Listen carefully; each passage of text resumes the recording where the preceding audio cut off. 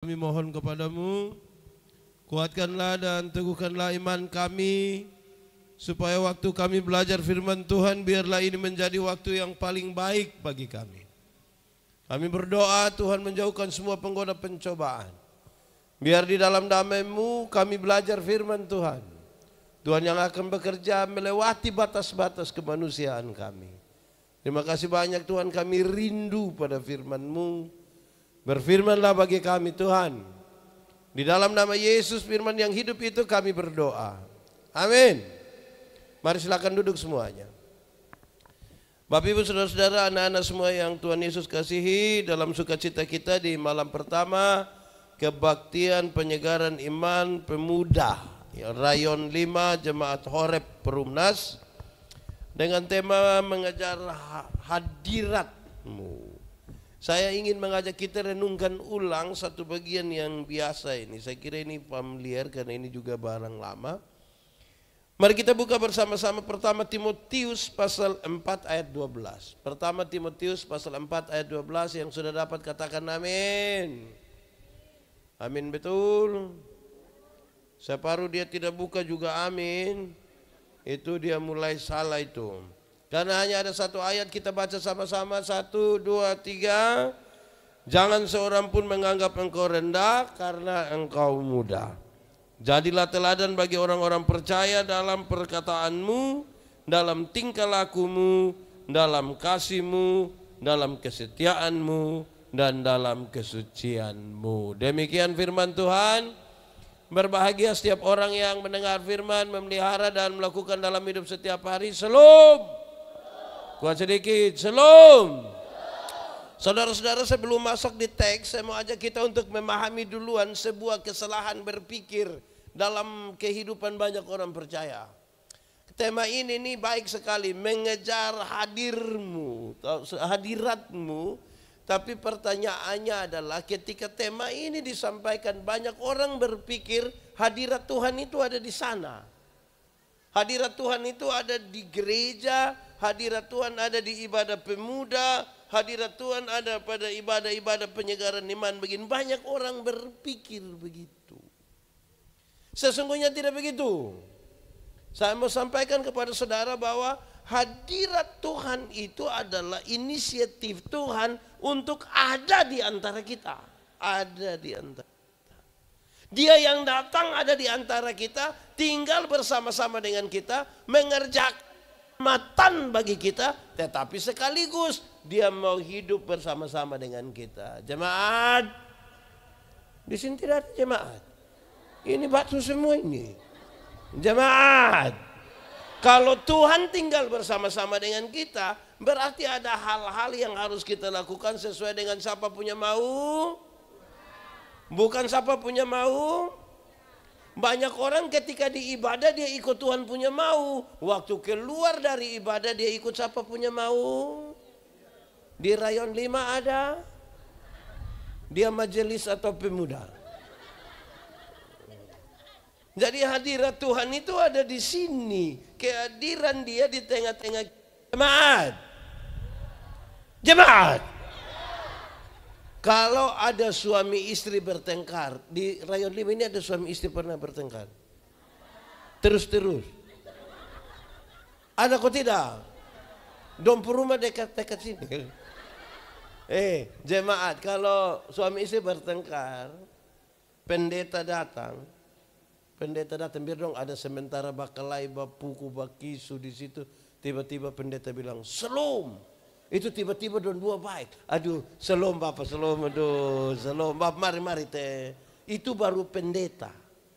Apalagi kalau saudara lihat kalau Tuhan ada dekat dengan kita. Baru pendeta kita berdamai, apalagi setiap kali suami terlalu marah mau tampil yang dia istri, untung baik Tuhan ada. Kalau tidak lu. Setiap kali istri terlalu marah mau maki dia suami dia, Bapak, untung baik Tuhan. Saudara lihat kalau hadirat Tuhan dekat dengan kita, kita mau melakukan sesuatu yang tidak pas dan Tuhan pun mau, itu kita pikir. Amin kok. Jadi Tuhan hidup dalam kehidupan keseharian kita. Makanya teks ini semua pakai untuk mengajarkan kepada kita. Karena ini acaranya anak muda, saya pakai konsep tentang anak muda. Baik, jemaat. Paulus mengutus Timotius untuk jadi uskup di Efesus.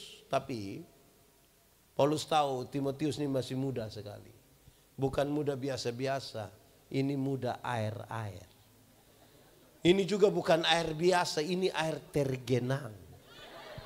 Ini mudah betul-betul. Apalagi di Efesus dia akan berhadapan dengan kira-kira dua persoalan serius. Pertama, dia akan berjumpa dengan ajaran sesat. Apa? Yang kedua, dia akan berjumpa dengan orang-orang yang rasa diri pintar sekali. Orang yang rasa diri, di sini juga ada. Rayon 5. Yang ikut ibadah ini ada juga. Oh ini ada ya.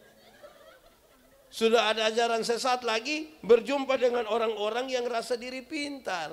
Sekarang untuk satu anak yang muda ini Paulus nasihat dia, Timotius, nanti kalau engkau sampai sana, berjumpa dengan persoalan yang tidak gampang bagi seorang anak muda, kamu jangan takut. Memang dari dulu orang tua itu anggap remeh anak muda, dari dulu. Anak muda itu dirasa hanya suka yang hura-hura. Anak muda itu kalau tarik tambang dong ikut, ibadah pemuda dong tidak ikut.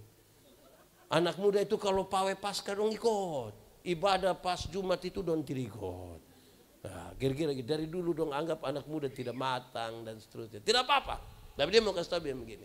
Timotius, nanti kalau engkau sampai sana berjumpa dengan ajaran sesat dan orang-orang yang rasa diri sangat pintar, tidak usah berbantah-bantah dengan mereka, tidak usah. Tidak usah bertengkar dengan mereka, tidak usah baku lawan dengan mereka. Lakukanlah satu hal, jadilah teladan. Sama-sama 1, 2, 3. Lebih kuat 1, 2, 3. Kasih tahu kawan di sebelah 1, 2, 3. Jadilah.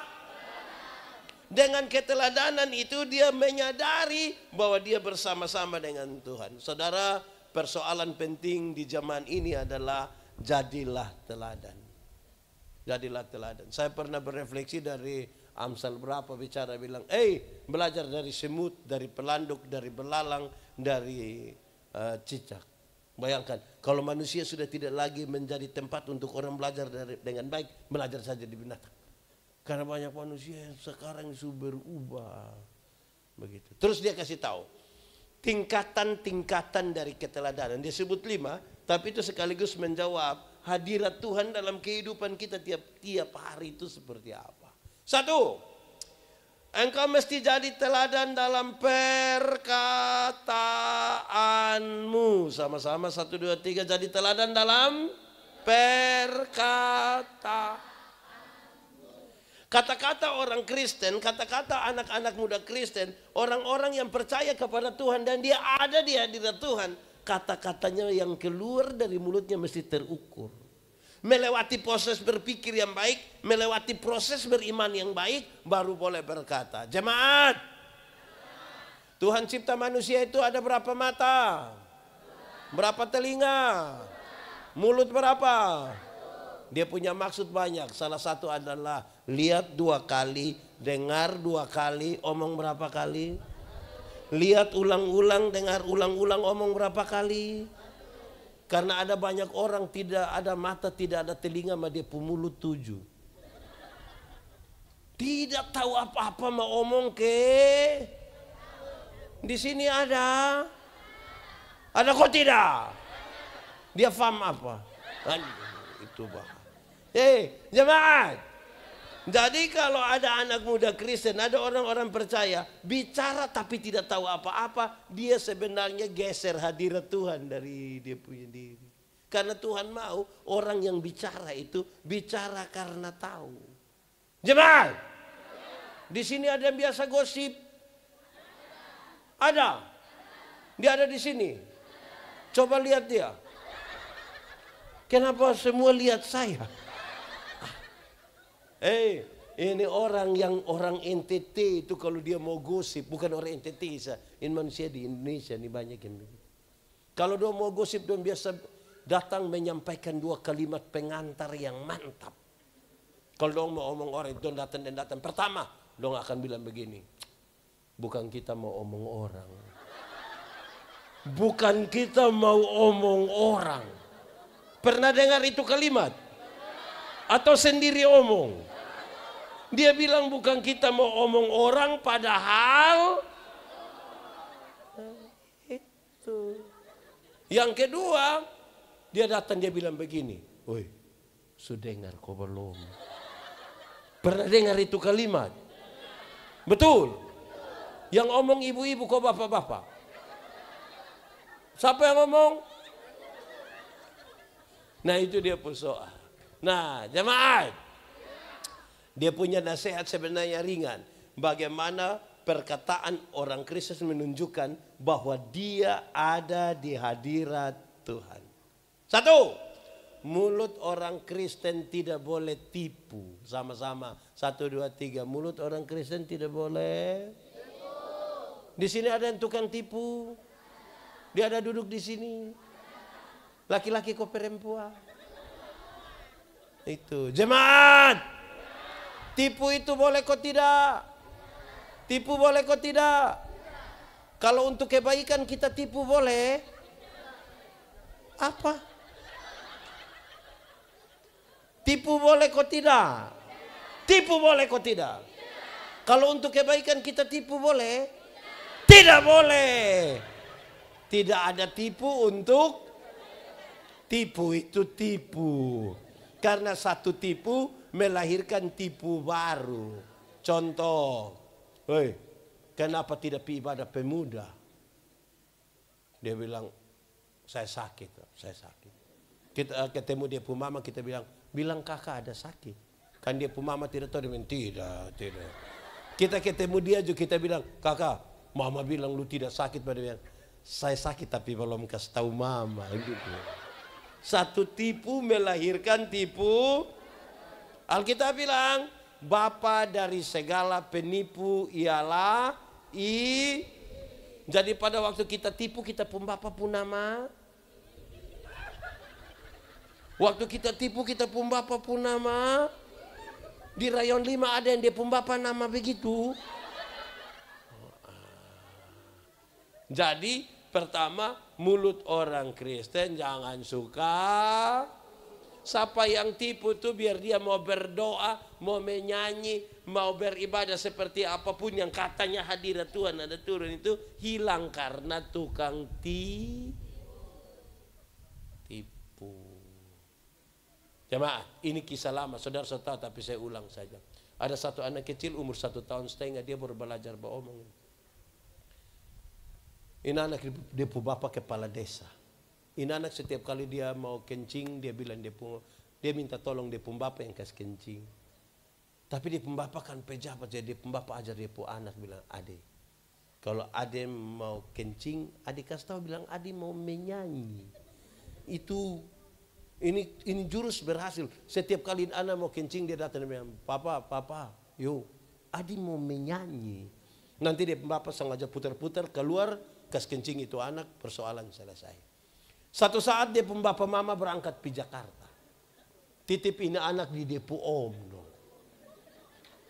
Tengah malam ini anak mau kencing, dia kas bangun depo om. Yo, adik mau menyanyi. Depo om karena tidak tahu depo om bilang, jangan-jangan teh ini su tengah malam.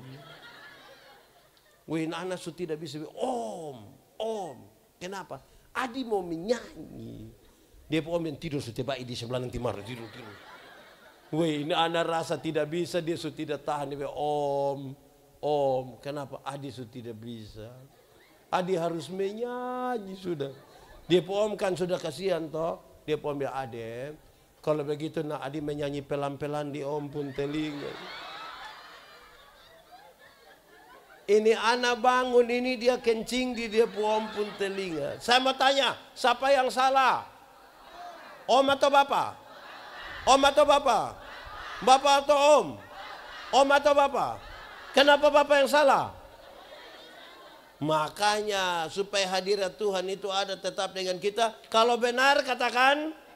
Salah katakan, ya katakan, tidak katakan, menyanyi katakan, Kencing katakan, berani yang kau rubah sedikit. Kan kasihan itu om toh. Pendeta Yandi, kami di Horeb ini, kami yang ada di Rayon 5, kami tidak biasa tipu. Kami hanya biasa pakai dua kata, sebenarnya dan tapi. Kenapa tidak ikut gereja? Sebenarnya sepi Bapak. Tapi kalau tapi itu dia tidak. Kenapa tidak terima jadi pengurus pemuda? Sebenarnya saya terima Bapak. Tapi, kalau tadi. Jadi kalau sebentar pulang dari sini, ketemu jemaat yang sebenarnya harus datang tapi dia tidak datang, terus kita bilang, kenapa tidak ikut KPI? Terus dia bilang, sudah. Lu tidak usah om, saya sudah tahu. Di sini ada yang biasa pakai sebenarnya dan tapi. Ada. Dia suku.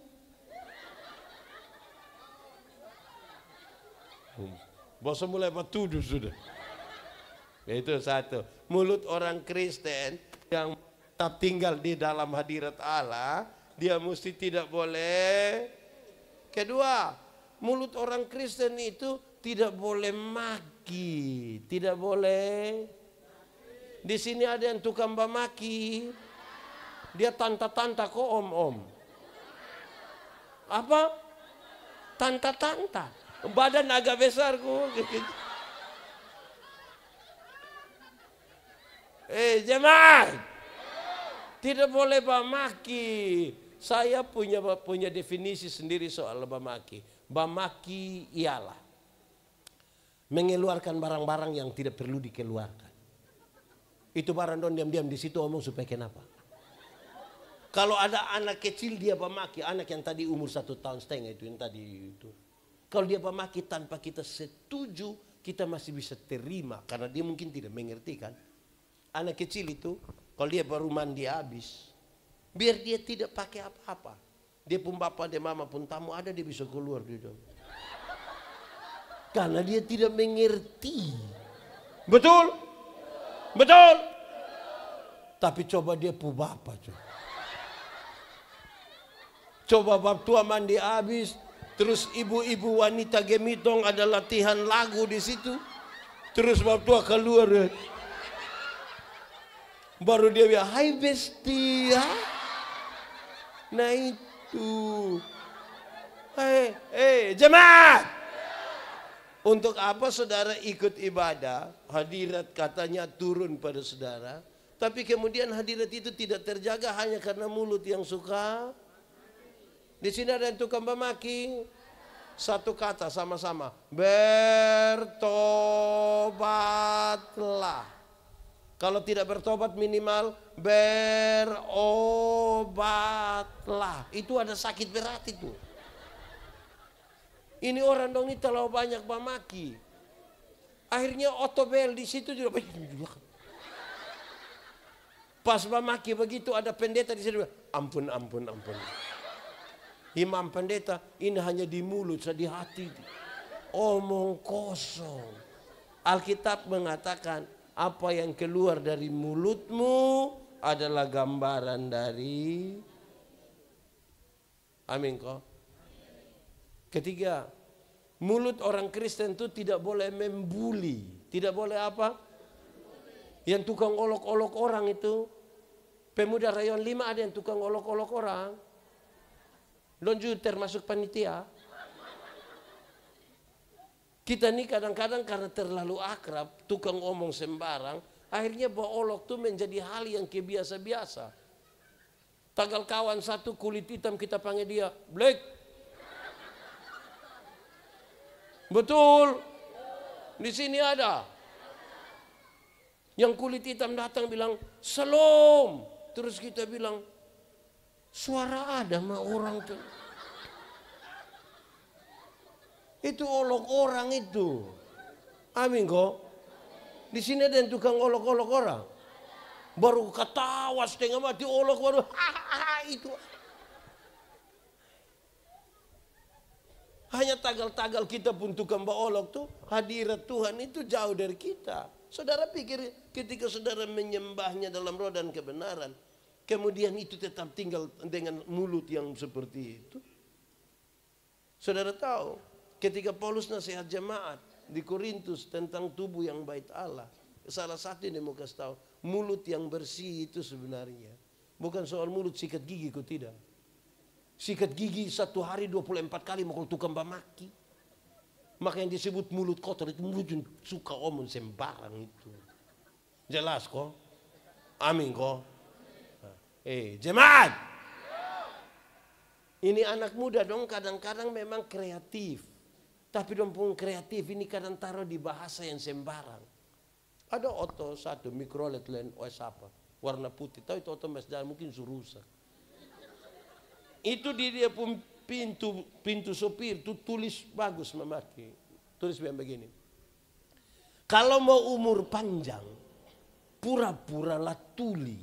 Jadi saya bayangkan, mungkin supaya kalau orang ngomong terus saya bayangkan begitu. Ternyata bukan itu yang dia maksud. Ada sambung di bawah. Kalau mau umur panjang, pura-pura lah tuli. Dia sambung. Supaya kalau Tuhan panggil, lu tidak dengar kok jalan terus. Saya bilang manusia macam begini ini Tuhan tidak panggil. Dia pi sendiri. Kemungkinan besar dia lewat liliba nanti dia. Kadang-kadang kita ini terlalu makan puji kok omong sembarang-sembarang sah. Betul. Anak muda. Supaya malas pi gereja lagi. Baru tiba-tiba don duduk minum kopi di bawah situ. Don minum. Terus pendeta lihat, woi. Buat apa? Perjamuan. Kira itu kata perjamuan itu diambil dari kita makan puji dong. Itu perjamuan itu diambil dari refleksi yang paling dalam tentang pengorbanan Tuhan Yesus bagi kita. Bukan duduk makan puji komen di situ. Sembarang. Di sini ada begitu. Ada. Hadirat Tuhan itu tetap terjaga. Pakai itu mulut itu untuk hal yang bermanfaat. Amin kok. Engkau mesti jadi teladan dalam sama-sama perkataanmu. Kedua,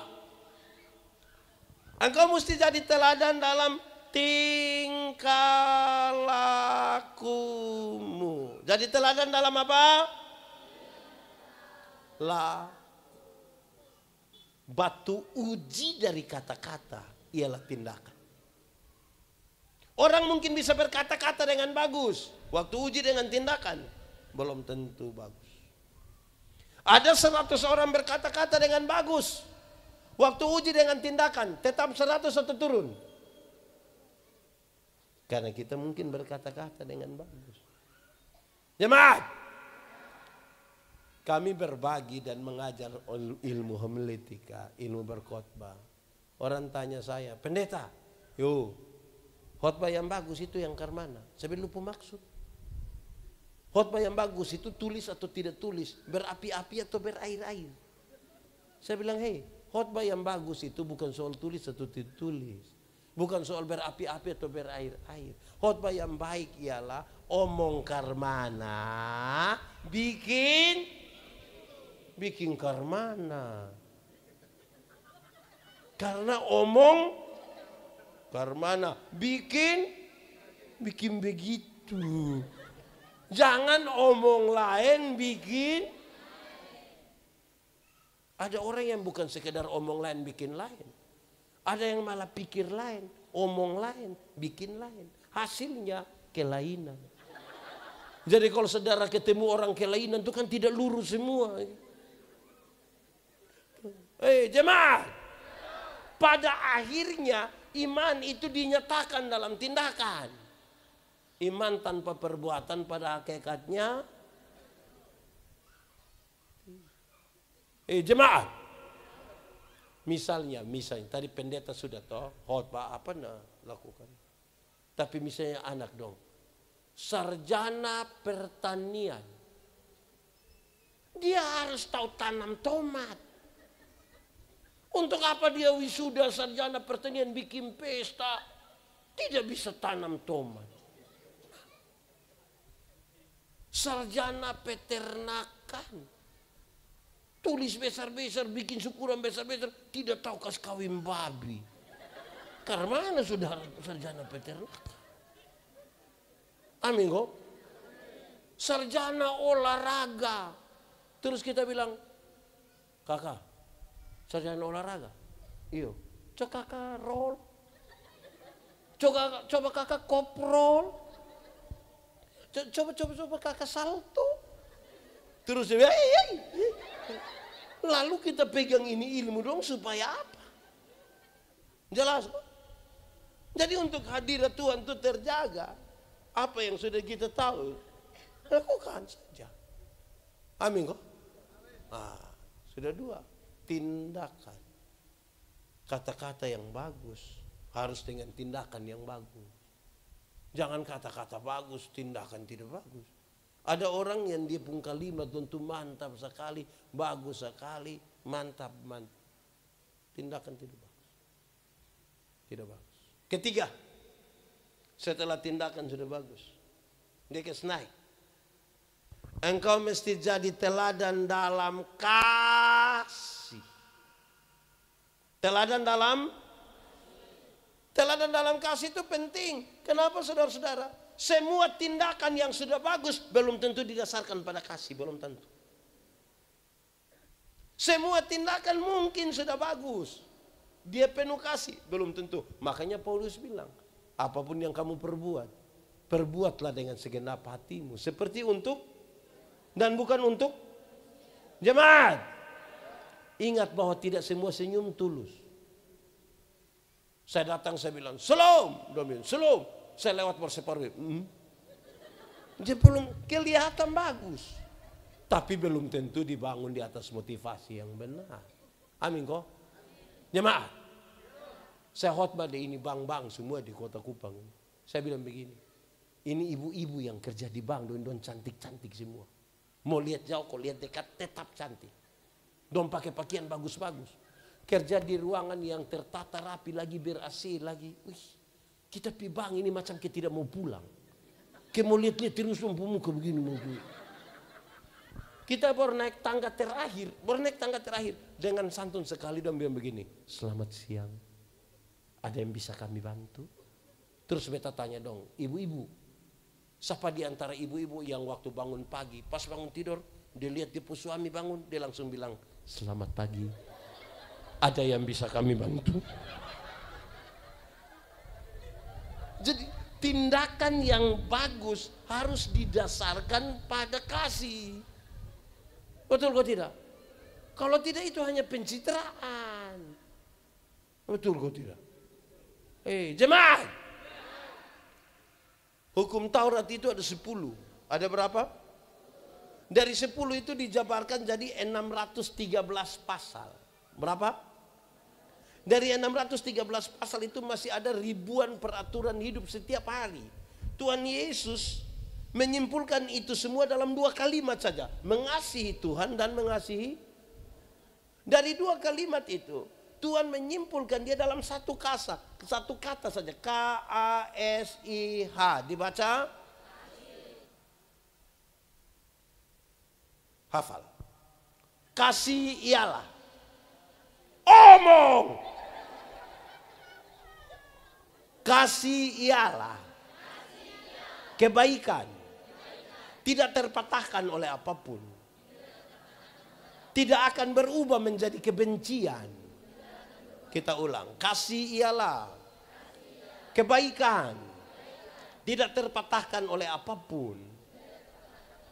Tidak akan berubah menjadi kebencian. Dengar rujukannya.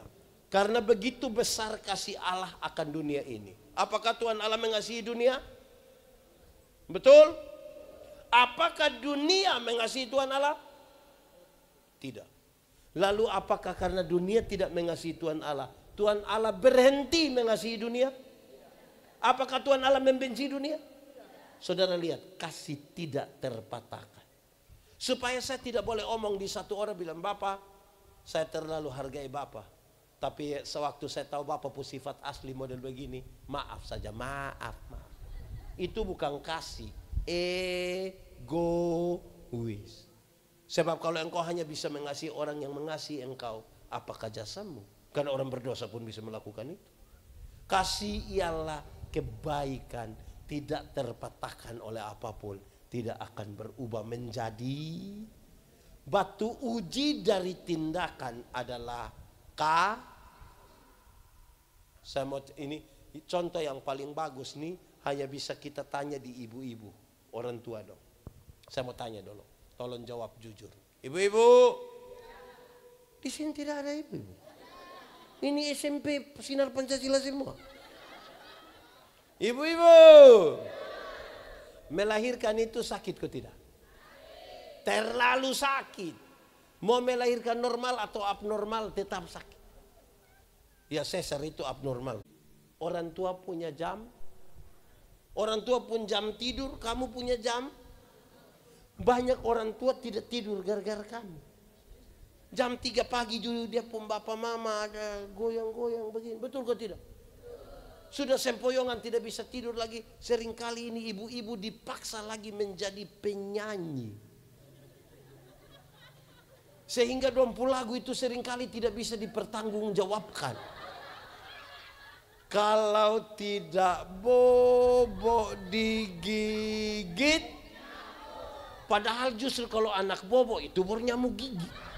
Kalau anak ada lari-lari nyamuk mana gigit dia tuh. Tapi sudah. Tapi saya mau tanya, anak-anak. Kamu dulu lahir itu, kamu yang kecil-kecil ini, yang baju hitam dong juga ini. Pentia dulu ini. Kamu tidak tahu beromong. Orang tua yang ajar kamu beromong satu-satu suku kata. Ma, pa. Tapi waktu dong sebesar begini, dong ada suka beromong dan dong pun bapak mama. Ada suka om dan dong pun bapak mama. Suka kok tidak? Dong lebih suka beromong dengan pertanyaannya, siapa suruh kas makan dong? Siapa suruh kas makan dong coba? Karena apa? Kasih tidak terpatah. Betul kok tidak? Masa mesti dengar itu? Anak-anak, kamu lahir kamu tidak bisa jalan. Orang tua yang ajar kamu jalan, pegang di tangan baru mulai te itu jalan belakang itu.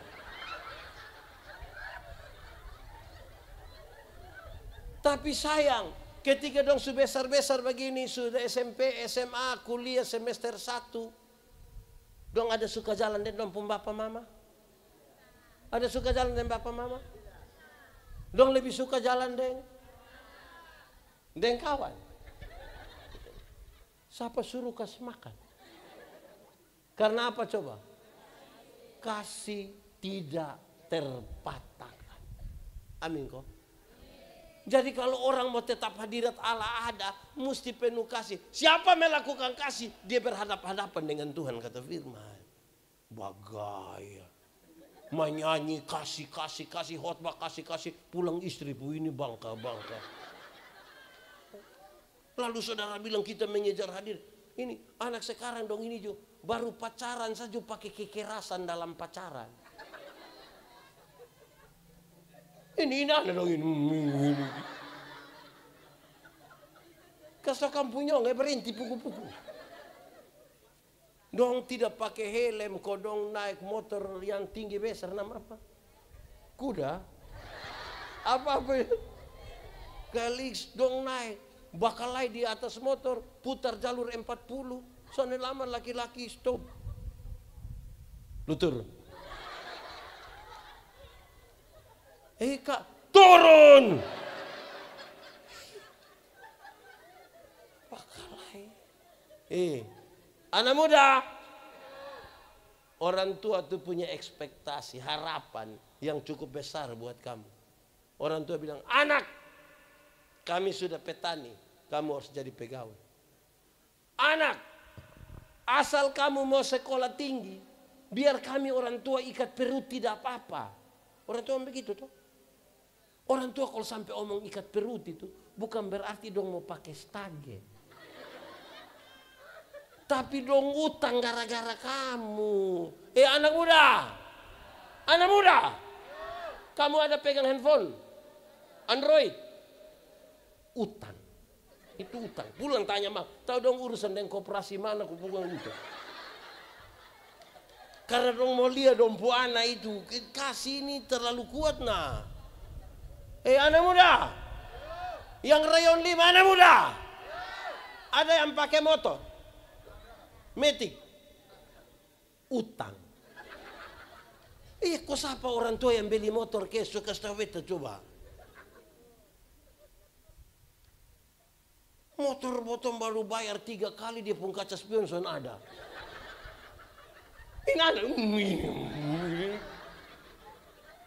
Karena dong saya bosong ke apa kok. Betul mama dong. Orang tua kirimin anak dong pi Surabaya ke sekolah asal kau dong ada telepon. Don telepon pada waktu mama dong juga tahu. Uang habis nih baru pagi buta dia pun mama pun telepon bunyi teneneng. Terus dia pun mama angkat salam saya. Iya salam mama. Kenapa? Mama ada baik-baik kok. Iya kenapa? Tadi malam kakak ada mimpi mama. Terus pas dia bilang tadi malam kakak ada mimpi mama. Mama langsung yang kakak mau berapa nak omong Ini mas pagi bu. Kasih kalau hadirat Allah mau tetap ada KASIH. Dibaca. Orang tua tuh sering bilang begini. Busuk-busuk juga kita punya anak. Busuk-busuk juga kita punya. Pernah dengar itu kalimat? Saya juga pernah dengar. Itu yang buat saya mau tanyain orang tua. Kenapa bilang kita busuk?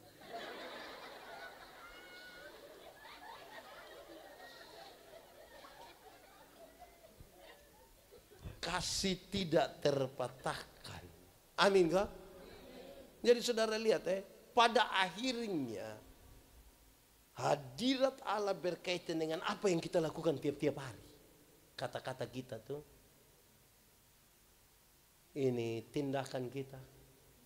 Ada kasih kok tidak? Ini saya kasih masukan beberapa pengurus pemuda. Saya kasih tahu orang.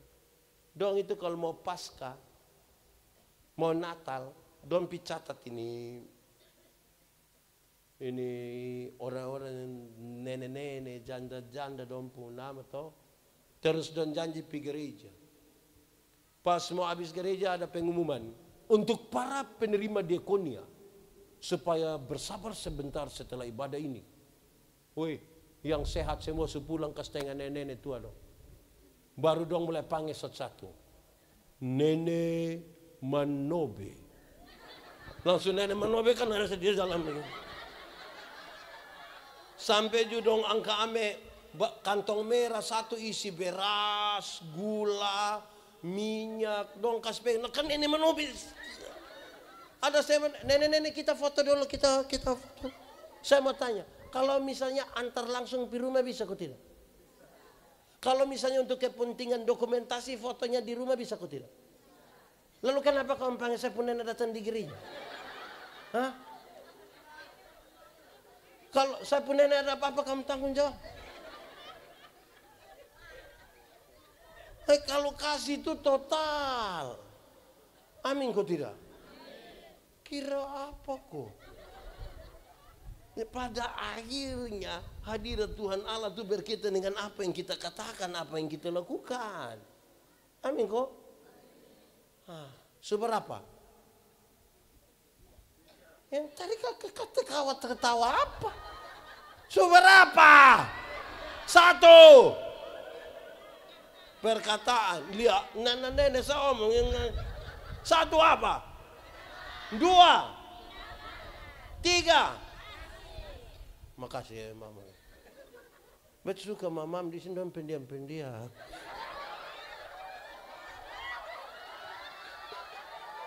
Kok dong ke tidak yakin, non tidak ya. Kalau beta ke yakin. 4. Jemaat. Jadilah teladan dalam kesetiaanmu. Teladan dalam. Batu uji dari kasih adalah setia.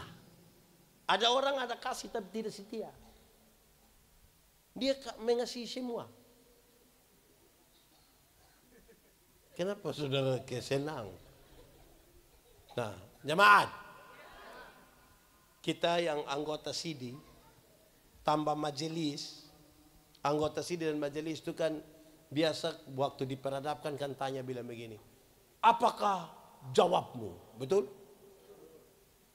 Kan kita suka jawab bilang apa?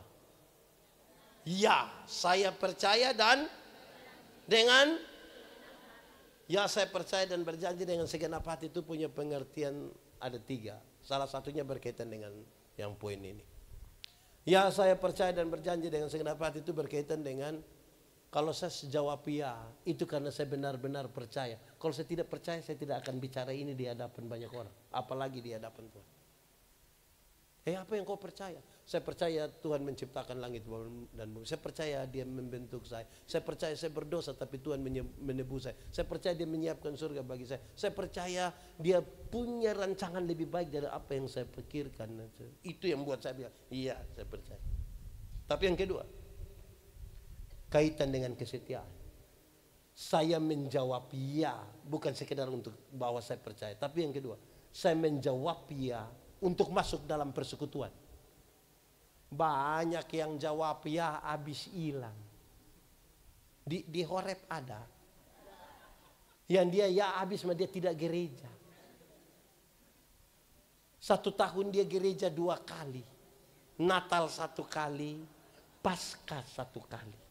Makanya dia pun nama jemaat Napas.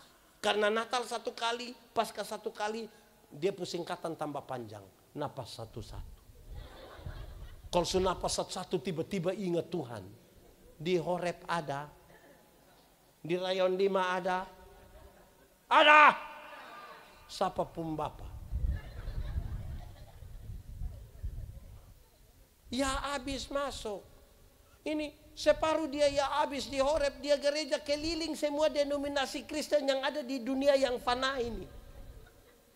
Baru terakhir dia pulang kembali bilang ini jemaat saya dulu termasuk yang oker gereja.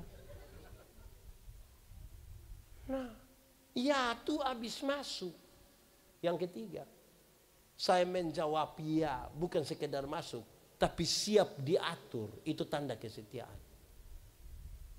Ada orang yang mau masuk tapi tidak mau diatur. Dia mau atur diri sendiri. Bayangkan kalau satu ini Rayon 5 ini berapa kakak? Nah 99 masing-masing mau atur kakak sendiri. Dari 99 ada masing-masing 2 anggota SIDI. Masing-masing atur diri sendiri. Ya hancur. Kesetiaan. Kesetiaan itu komitmen 1 hari demi 1 hari, 1 hari demi 1 hari, 1 hari demi 1 hari. Kesetiaan itu berkaitan dengan komitmen terhadap diri sendiri, orang lain dan juga kepada Tuhan. Dia tidak terpisah. Bagaimana saudara bilang ada hadirat Tuhan tapi Anda tidak setia? Komitmen. Ada satu ibu istri, dia bilang dia pun suami. Papa, kenapa? Bapak ini sudah tidak seperti yang dulu lagi. Bapak sudah berubah. Kenapa mama bilang begitu? Iya bapak berubah. Coba mama sebut bapak berubah di mana? Bapak ini dulu sedikit-sedikit su ajak mama makan. Nabas. Dulu sedikit-sedikit papa su ajak mama beli pakaian. RB.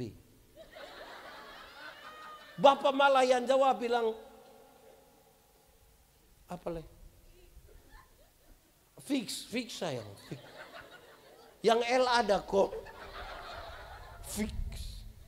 Dulu tuh bapak kalau sedikit-sedikit datang, tutup mata baru.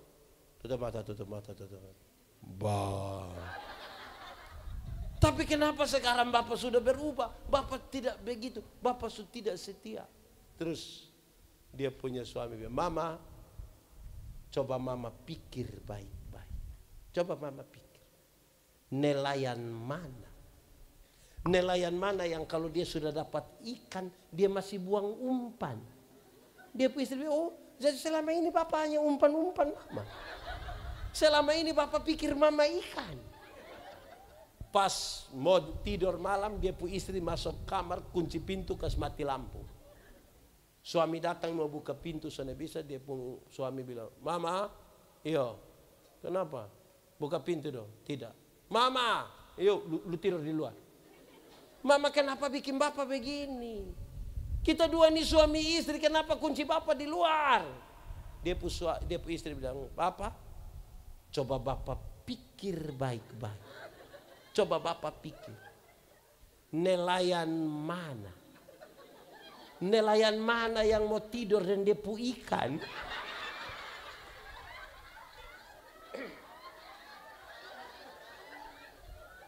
Nah, setia itu komitmen terus menerus toh.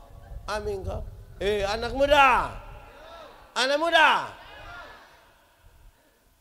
Kamu itu tidak usah terlalu buru-buru mau nikah, tidak usah. Nikmati dulu kamu pun masa muda ini. Nikmati kamu pun pelayanan dulu. Sudah dengar? Kayak bosan pun manja lah. Nikmati dulu. Sebenarnya kadang-kadang kalau sini ke orang beta tanya, kamu dua besok nikah? Iya. Rencana cerai kapan? Dan bilang tidak akan. Saya bilang iya baik. Ada banyak pasangan mau nikah bilang tidak cerai. Baru mau masuk 3 tahun dan datang dengan Bapak. Mati. Itu. Lebih potong kawin deh setan. Lebih dari setan. Pikir Bapak. Anak muda. Ada saya pun potongan video satu yang beredar sangat luas. Ketika waktu saya ingat saya khotbah tanggal 1 Januari di Oesau. Saya bilang waktu masih pacaran. Itu beda dengan Zunika. Beda. Saya nasihat banyak orang muda, anak muda, ingat, yang dia pun nama bulan madu itu hanya 1 bulan. Masuk bulan kedua itu dia pun madu sudah habis. Itu tinggal dia pun lewat. Bosong kira ada enak. Dong pun cara bapang, orang tua. Di sini ada anak-anak yang tak salah sedikit dengan orang tua dia banting pintu, ada. Itu anak dong di sini. Saya kasih tahu kamu. Kamu yang banting pintu itu karena kamu belum tahu harga pintu berapa. Saya kasih tahu kamu. Kalau kamu sudah tahu harga pintu apalagi kayu jati, kamu akan tutup dengan hati-hati. Omong untuk dia pembaik mah banting pintu. Tidak mau makan. Aduh. Mati-mati. Orang tua itu dong kasih peser kamu. Ini laki-laki dong ju 1. Orang tua jaga di satu biji saya begini biar kakak-kakak baik-baik jaga bapak dan mama pun perasaan saya. Pacaran am dan satu nona. Di rumah tidak tahu kerja di nona per rumah dia tofa. Dia tofa rumput. Dia pun mama lewat di pasar lihat, naku gak. Itu nona pun mama bilang, namanya mau dengan orang buana nona. Ada laki-laki yang begitu di sini. Tunjuk kami dia kau betul itu. Woi jaga orang tua pun perasaan sedikit.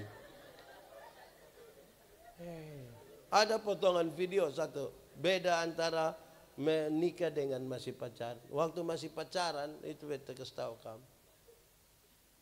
Laki-laki itu bisa datang apalagi kalau pas bulan Februari. Itu bulan apa? Itu bulan kedua. Di bulan Februari itu laki-laki datang bisa bawa bunga. Dia bisa sembunyi di belakang. Dia bisa berlutut. Dengan romantis sekali dia bisa bilang I love you. Itu pacaran. Sunika paling-paling dia pulang dia bawa bunga pepaya.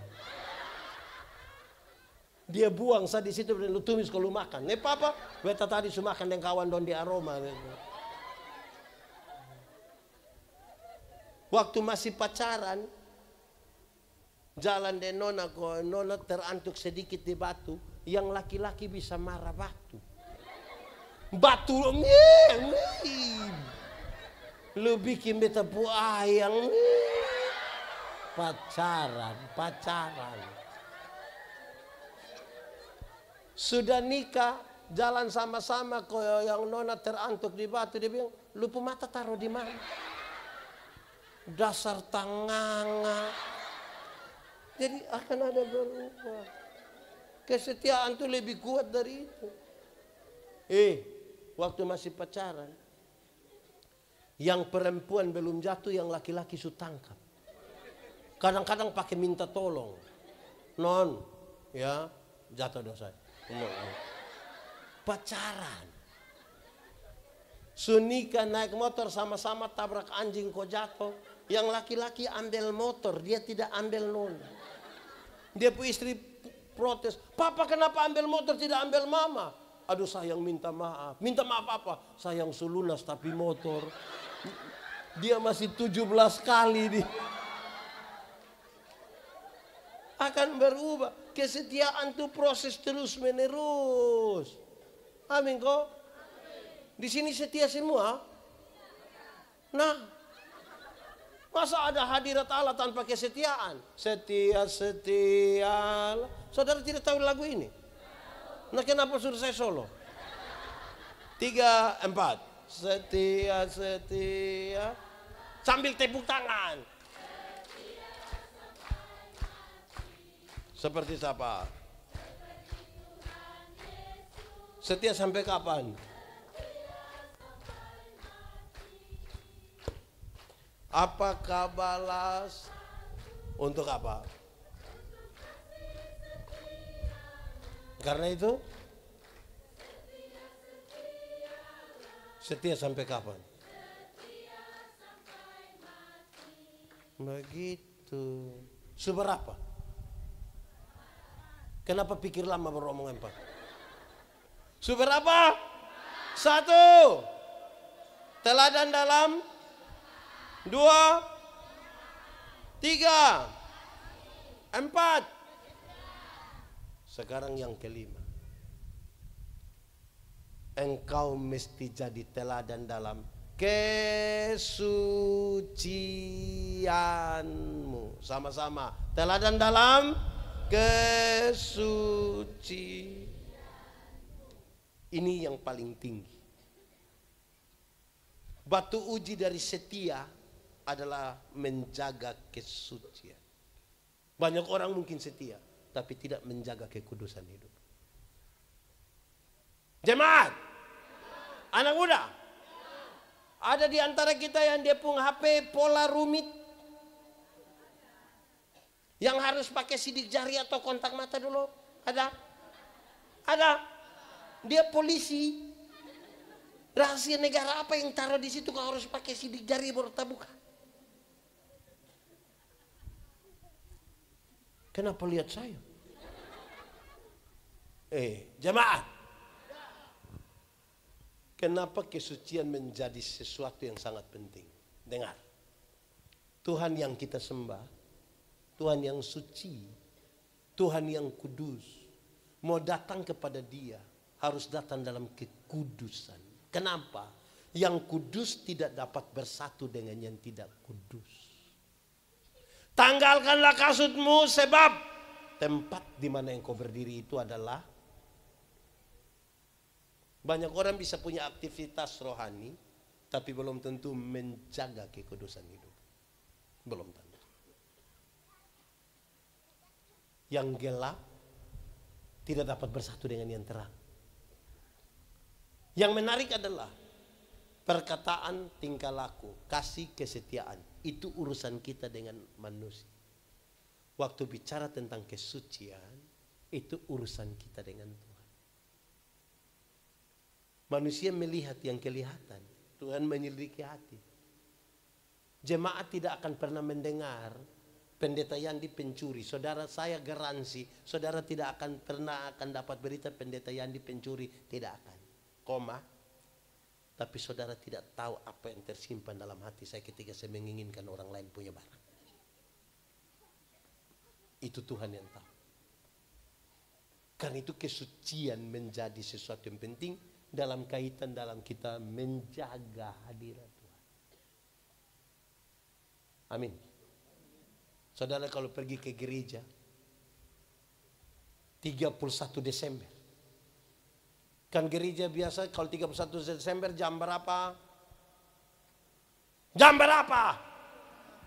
6 atau 7. Kan kita sampai di sana kan lampu su agak redup baru ada bunyi musik klasik. Teng teng teng teng teng teng teng teng teng teng teng teng teng teng. Terus ada puisi. Tidak terasa. Saya dalam hati, lu tidak rasa. Ini 365 hari. Rasa kok tidak? Dan kenapa bilang tidak rasa? Bla bla bla bla bla. Terus dia bilang begini. Tahun lalu, tahun lama segera akan berlalu. Mari kita tulis catatan-catatan dosa kita. Biar dia berlalu dengan perginya tahun lama. Tahun baru, hari baru, hidup baru, semangat baru. Maka dorang mulai tulis catatan-catatan dosa. Ada yang tulis 5, ada yang 10, ada yang pakai menangis. Terus habis itu dia ikat baik-baik, lipat, bukan buang juga. Keluar masih pakai berdoa, menyanyi. Mampirlah dengar doa. Habis itu dia mulai bakar ini catatan dosa.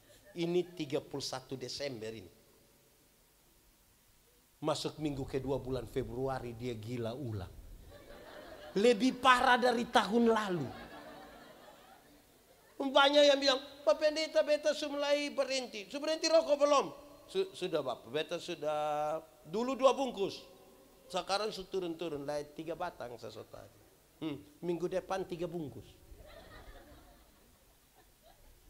Nah, apa maksudnya? Kita tidak kuat menjaga kekudusan.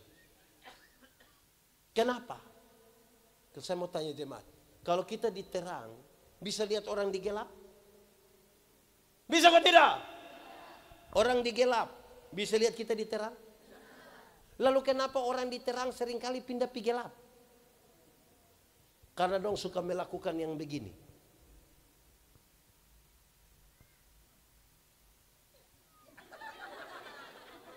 Apa itu dia pun nama? Meloy. Di sini ada yang biasa meloy. Kalau dia sudah begini, ini tidak lama dia akan bilang begini. Jadi berjamaah itu meloy itu. Akhirnya yang diterang kembali ke anak muda. Terang atau gelap? Gelap atau terang? Yakin terang? Amin. Terang atau gelap? Betul. Berarti terang, amin. Lalu kenapa kamu pacaran di gelap-gelap? Hadirat apa yang ada di itu gelap itu?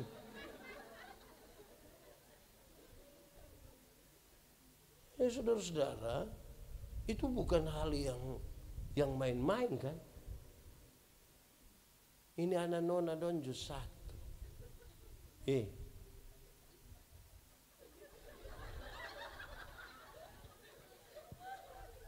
Menikahlah dengan laki-laki yang takut Tuhan.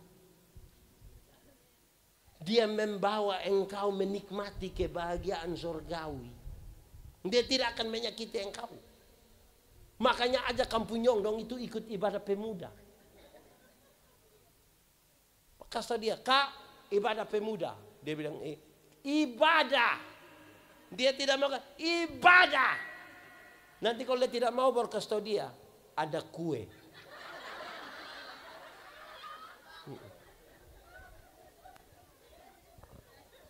bagai. Kamu mau apa? Mau bagai yang depule sini yang kamu andalkan.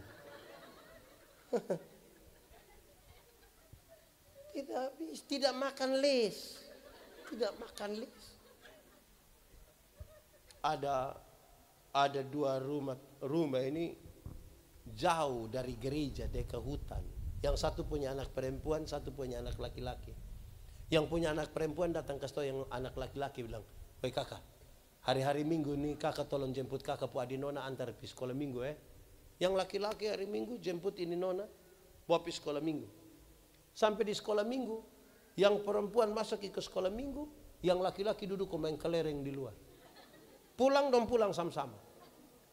Jadi remaja ikut katekisasi, yang laki-laki setia jemput antar pergi gereja. Yang nona masuk ikut katekisasi, yang laki-laki di luar kok isap rokok dan depu kawan. Rupa-rupanya dorang dua jodoh, dorang dua menikah. Setelah menikah, yang perempuan terpilih jadi majelis gereja, pendeta, penatua, diaken, pengajar. Woi itu mau ibadah di rayon manapun, hujan, badai, seroja, yang laki-laki tetap antar. Tapi sampai sana, yang ibu masuk kok pimpin ibadah, dia pun suami main kartu di luar dan kawan dong kok tunggu. Satu saat dong mati sama-sama.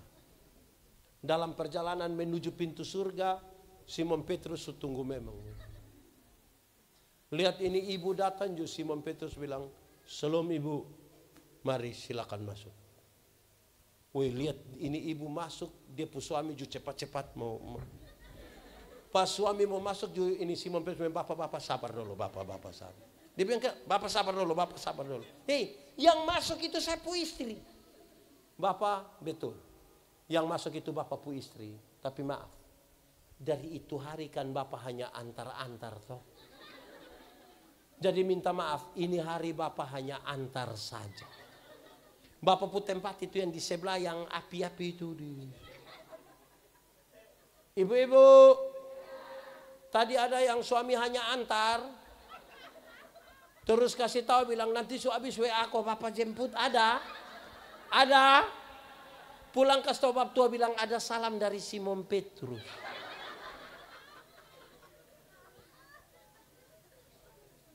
Ya saudara tahu, memang kadang-kadang ini laki-laki dong just satu.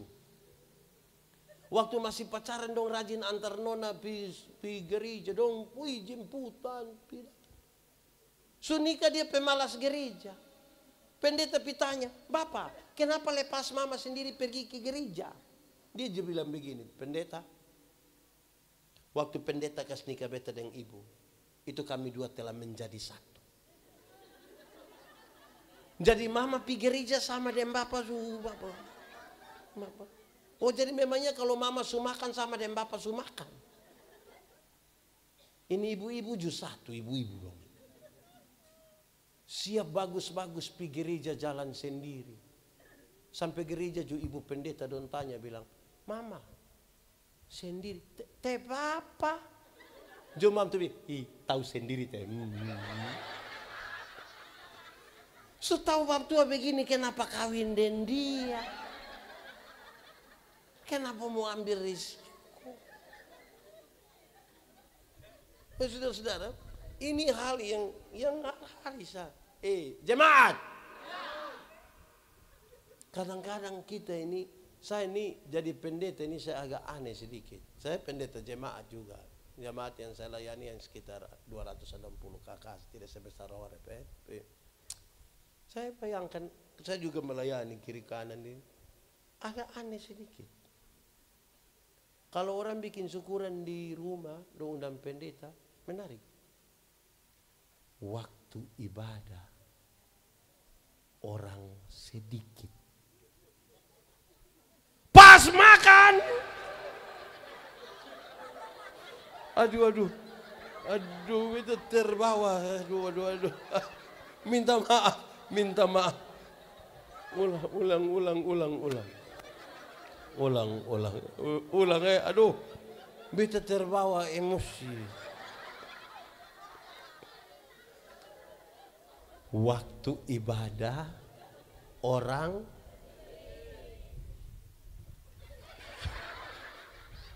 pas makan Banyak kok sedikit?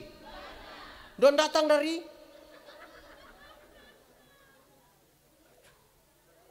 kadang-kadang don di samping rumah, maka kita ibadah don tidak pi. Dia pun istri bilang, Bapak, mari sudah dia bilang, masih ibadah. Ya nan Bapak pi ini supaya apa? Aneh-aneh. Di Horeb ini gereja jam berapa? 7 deng. Wih, jam 7 dong siap habis. Tapi dong belum pergi gereja. Dia pun anak dong bilang, Bapak Mama kok siap habis, kenapa belum pergi gereja? Jam 7. Ih, belum ada orang. Ih, kamu dua sudah yang orang. Mau tunggu orang mana? Yang itu bukan orang. Saudara-saudara, memang harus kita bertanya berulang-ulang tentang kita pun tindakan ini. Supaya betul-betul hadirat Allah yang kita, ini kan kita lagi ada di hadirat Allah dengan firman. Ngansu apa tuh? Pada akhirnya kan cek, kita ada lakukan kok tidak. Pernah dengar kalimat yang bilang begini, bosan pipi gereja masa-masa. Pernah dengar itu belum? Dia pemaksud. Karena kita tidak menjadi kesaksian. Kita tidak menjaga itu dalam hidup. Ada saya punya teman, satu dia lebih ekstrim. Kalau dia lihat orang kerja tidak betul, dia bilang, berhenti pergi gereja. Kok bisa begitu? Masa kerja ada hubungan? Iya. Engkau kalau minggu, tapi kalau tidak ada hubungan antara hari Minggu dan hari Senin, lebih berusaha ibadah. Di hari Minggu kita boleh beribadah, berapi-api, berair-air. Hari Senin kita tidak menjadi orang Kristen, menunjukkan kehidupan di kantor, di tempat kita kerja dengan baik. Lalu kita pun ibadah tuh untuk apa? Menjaga hadiratnya. Jadi ini benar, mengejar bagaimana kita berjuang. Tapi saya ingin tambah satu. Saya pastikan bahwa Tuhan kepingin betul-betul ada. Dan Tuhan memang ada di antara kita. Tapi menjaga hadiratnya itu menjadi sesuatu yang penting. Menjaga kata-kata, tingkah laku, kasih, kesetiaan, kesucian. Menjadi bagian yang penting di mana kita menjaga, kita tinggal di hadirat Allah. Mari kita tunduk kepala di hadapan Tuhan. Kita angkat hati kita pada Tuhan. Firman Tuhan berkata, kalau kamu dengar suaranya jangan keraskan hatimu. Minta Roh Kudus lembutkan setiap hati yang keras.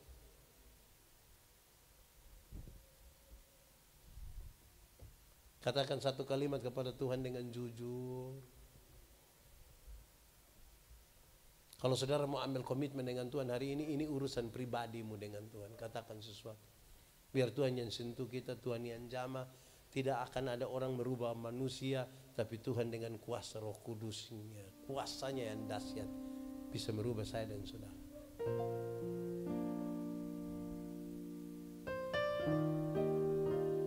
Nikmati saja 1-2 menit ini dengan Tuhan.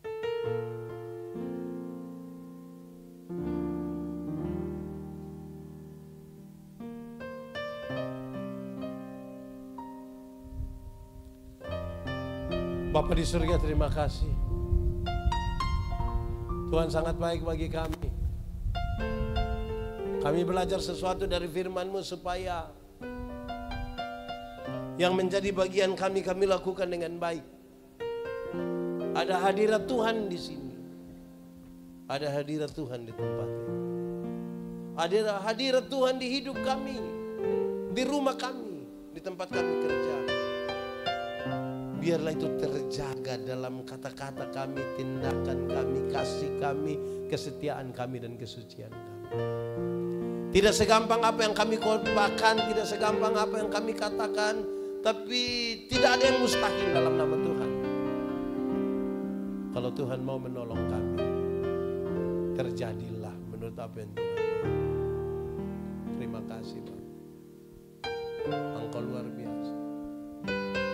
Setiap hati yang terbuka malam hari ini bagimu Tuhan, sentuh dia, jamah dia. Tuhan pulihkan dia. Terima kasih. Terlalu ajaib kasih-Mu bagi kami Tuhan. Kami nanti pulang dengan sukacita bukan karena kami tanpa masalah, tapi karena kami tahu Tuhan Yesus yang baik tidak akan pernah biarkan kami sendiri.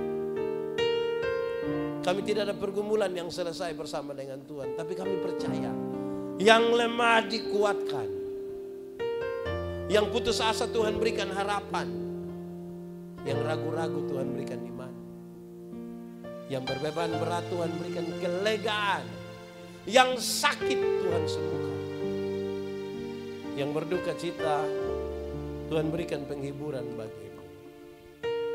Terima kasih kami pulang dengan sukacita. Kami renungkan firman-Mu dalam keterbatasan kami, tapi kami percaya kalau Tuhan di dalam kami dan kami dalam Tuhan, benih-benih firman ini akan bertumbuh, berbuah dalam hidup kami.